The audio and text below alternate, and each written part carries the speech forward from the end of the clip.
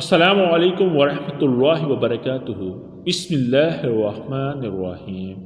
ماہ شعبان اسلامی سال کا 8واں مہینہ ہے جو رجب اور رمضان کے درمیان میں آتا ہے۔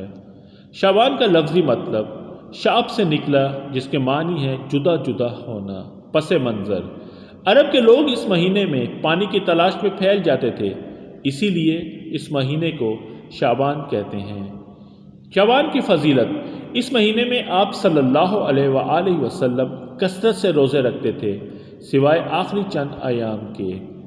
شعبان میں کثرت سے روزے رکھنے کی حکمت: حضرت اسامہ رضی اللہ تعالی عنہ سے روایت ہے، رسول اللہ صلی اللہ علیہ وآلہ وسلم نے فرمایا، اس مہینے میں لوگوں کے اعمال اللہ کے حضور پیش ہوتے ہیں، اور میں پسند کرتا ہوں جب میرے اعمال اللہ کی بارگاہ میں پیش ہوں تو اس وقت میں روزے سے ہوں۔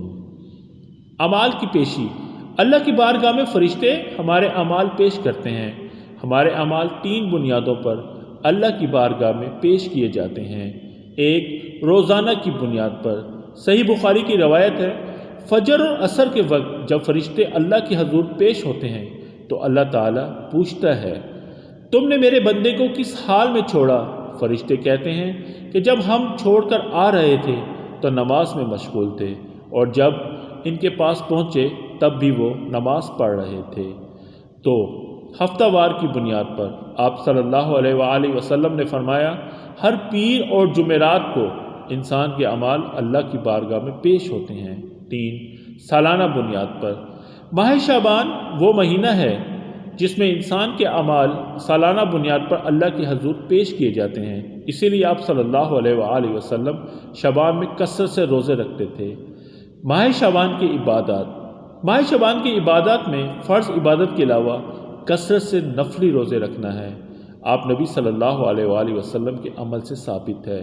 علاوہ ازیں کوئی مخصوص دن یا کوئی مخصوص عبادت کا عمل سنت سے ثابت نہیں۔ ماہ شعبان کی عبادات: ماہ شعبان کی عبادت میں فرض عبادت کے علاوہ کثرت سے نفلی روزے رکھنا ہے، اسی لیے آپ صلی اللہ علیہ وآلہ وسلم شعبان میں کثرت سے روزے رکھتے تھے۔ ماہ شعبان میں مغفرت: جیسا کہ پہلے ذکر کیا گیا کہ ماہ شعبان میں سالانہ بنیاد پر لوگوں کے اعمال اللہ کے حضور پیش کیے جاتے ہیں۔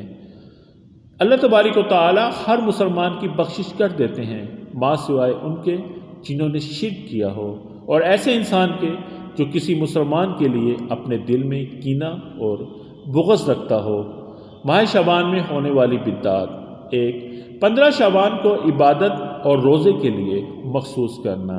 2، بلا کو دور کرنا اور عمر درازی کے لیے نوافل پڑھنا۔ 3، شب بیداری اور مخصوص عبادات۔ 4، سورہ یاسین کی تلاوت کرنا اور قبرستان جانا۔ شعبان کے بارے میں غلط فہمی: کیا اس رات میں قسمتوں کے فیصلے کیے جاتے ہیں؟ اللہ تعالیٰ قرآن میں فرماتا ہے، ہم نے اس قرآن کو شب قدر میں نازل کیا۔ سورہ قدر۔ اس رات میں فرشتے اور روح الامین اپنے رب کے حکم سے ہر امر کے ساتھ نازل ہوتے ہیں۔ مذکورہ آیات میں یہ بتایا گیا ہے کہ قرآن کا نزول ماہ رمضان میں ہوا، اس لیے سورہ دخان کی آیت سے غلط استدلال کرنا جائز نہیں۔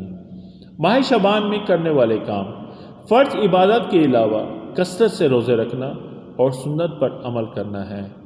اللہ تبارک و تعالی ہمیں دین کو صحیح سمجھنے اور اس پر عمل کرنے کی توفیق عطا فرمائے، اور سنت نبوی صلی اللہ علیہ وآلہ وسلم کا سچا پیروکار بنائے۔ آمین۔